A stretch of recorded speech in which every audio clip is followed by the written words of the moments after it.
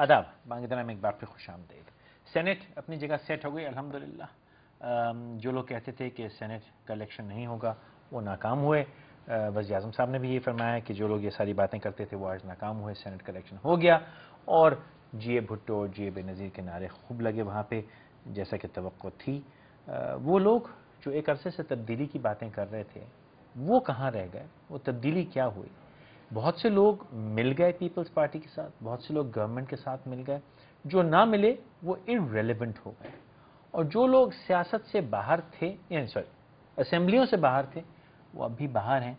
ज़मीनी इलेक्शन में भी उन्होंने हिस्सा ना लिया तो सिस्टम से अभी भी बाहर हैं, जो भी उनकी मसलहत हो, और आइंदा आने वाले मुस्तकबिल करीब में वो सिस्टम से बाहर रहेंगे।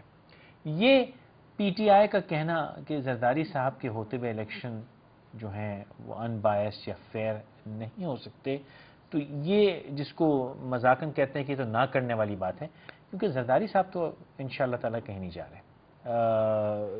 जितना उन्होंने जिस बेहतरीन और एहसन तरीके से पिछले 4 सवा 4 बरस की सियासत की है, उससे साफ जाहिर है कि उनको निकालने का या उनको हटाने का या उनकी जमात को हटाने का कोई नॉर्मल तरीका तो मौजूद नहीं है। चाहे वो जुडिशरी यूज़ कर ली जाए, चाहे इस्टेब्लिशमेंट की धमकी यूज़ कर ली जाए, चाहे जलसा जुलूस यूज़ कर लिया जाए, उनका बाल भी भीगे रहे नहीं, वो सेट है। तो ऐसी मौजूदगी में फिर इलेक्शन कैसे होगा, या इलेक्शन होगा तो क्या पीटीआई उसका हिस्सा लेगी? इसके अलावा पीएमएलएन और पीपल्स पार्टी जो अपना रोल अदा कर रही हैं, उसके होते हुए पाकिस्तान का मुस्तकबिल क्या, इस पर तमाम बातों में बात करेंगे। मेरे आज के मेहमान कराची में मेरे साथ फिरदौस नकवी साहब पीटीआई, बहुत शुक्रिया साहब आपने वक्त निकाला। लाहौर में पाकिस्तान पीपल्स पार्टी से फवाद चौधरी साहब मौजूद हैं और टेलीफोन लाइन पे डॉक्टर तारिक फजल चौधरी साहब पीएमएलएन से, वो हमारे साथ मौजूद हैं। आप सबको बहुत शुक्रिया आपने वक्त निकाला। फवाद साहब, मैं आपसे इब्तिदा करना चाहूँगा, आपने माजी में परवेज़ मुशर्रफ साहब का जम के साथ दिया और अब पीपल्स पार्टी का जम के साथ दे रहे हैं, देंगे या दे रहे हैं। आपने माजी में जो कुछ पीपल्स पार्टी पीएमएलएन के बारे में कहा, इतना मुझे समझा दीजिए, उसमें सदाकत कितनी थी, और अगर सदाकत थी तो अब उन तमाम जो ऐब हैं, करप्शन है, चोरी है, आपके अल्फाज में बेईमानी है, उसको अब आप किस तरह सपोर्ट करेंगे? क्योंकि आने वाले वक्तों में आप जैसे सपोर्टर्स बड़े अहम हैं पाकिस्तान पीपल्स पार्टी के लिए, इस बात पर रोशनी डालिए।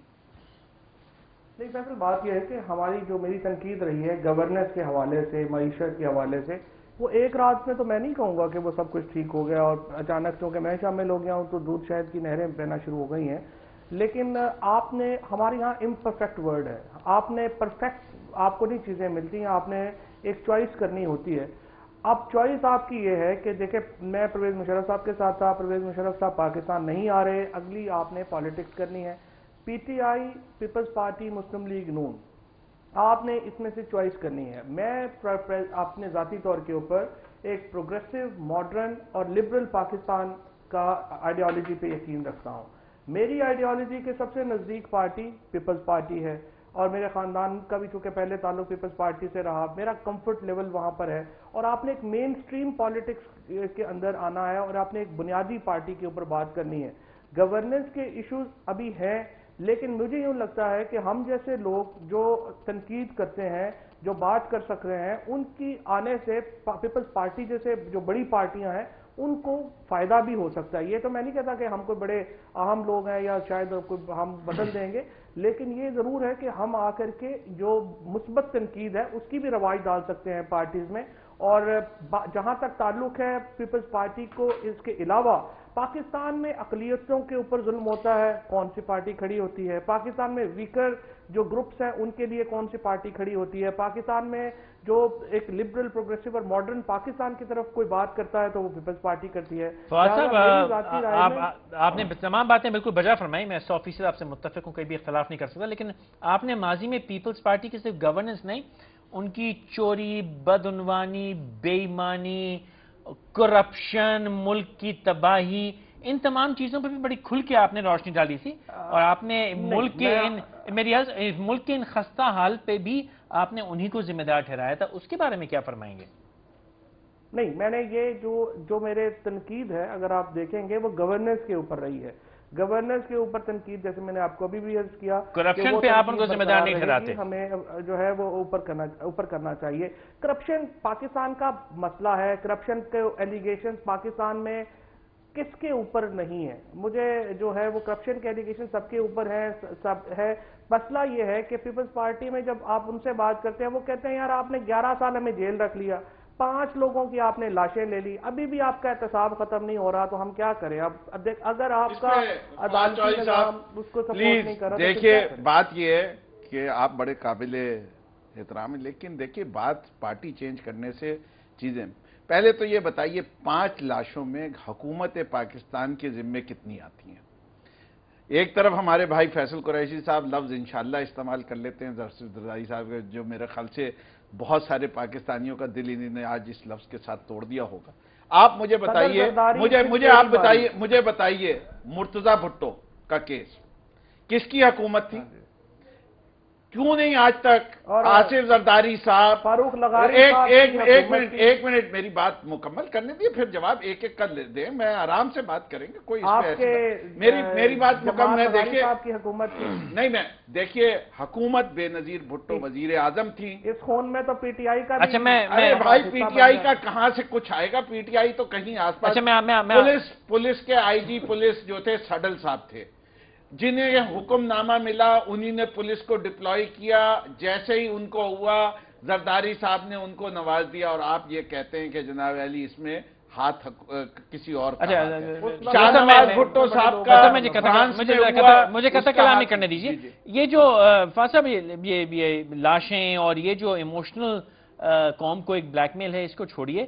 گورننس، کرپشن، اچیو، سر میری عرض، جان دینا ہے فیصل بھائی، میری عرض، باقی فلانے کرپشن جن لوگوں کا زندگی میں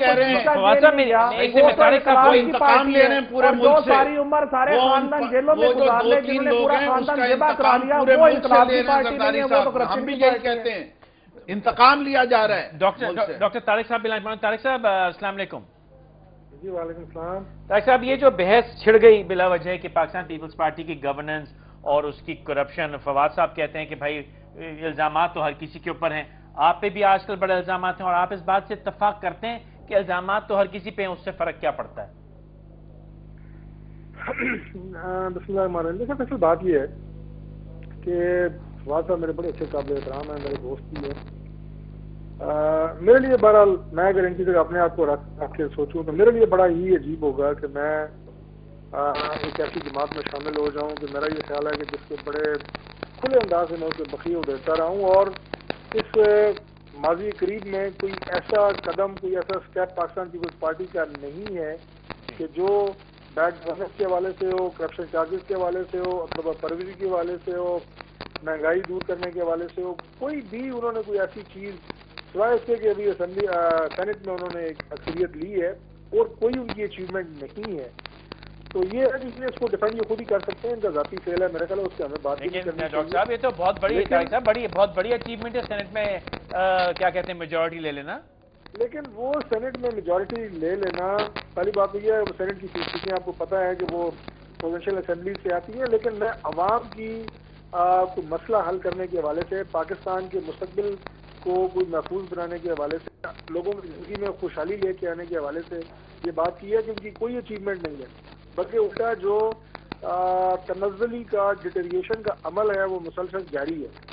تو یہ کہ کیوں شامل ہوئے، کیا ہوئے، کہ ان کی اپنا ایک ذاتی فیل ہے، یہ ایم کیو ایم میں بھی جائیں تو ان کا اپنا ظاہر ہے سوچ ہے، فکر ہے، میرا خیال ہے کہ اس کے اوپر ہمیں بات نہیں کرنی چاہیے۔ جو بات آپ نے کی ہے جی کہ ہر ایک کے اوپر الزامات ہیں، لیکن الزام تو پہلی بات یہ ہے کہ سیاستدانوں کے اوپر باہر سے بھی لگتے رہتے ہیں اور ہم ایک دوسرے کے اوپر بھی الزام لگاتے ہیں، اس لیے الزامات تو لگتے رہتے ہیں۔ الزامات تو آپ فرما رہے ہیں کہ الزامات کی خیر ہے؟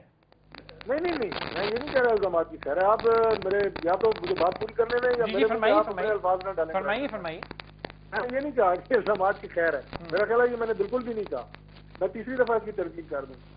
میں نے صرف یہ کہا ہے کہ الزامات باہر سے بھی پبلک سے بھی لگتے رہتے ہیں اور ہم سیاسی جماعتیں بھی ایک دوسرے کے اوپر لگاتی ہیں۔ واحد شعبہ ہے، واحد انسٹیٹیوشن ہے کہ جس میں ہم ایک دوسرے کو بھی مورد الزام ٹھہراتے ہیں اور ایک دوسرے کو اس کٹہرے میں لے کے آتے ہیں کہ آپ اکاؤنٹیبل ہیں۔ کوئی بیوروکریٹ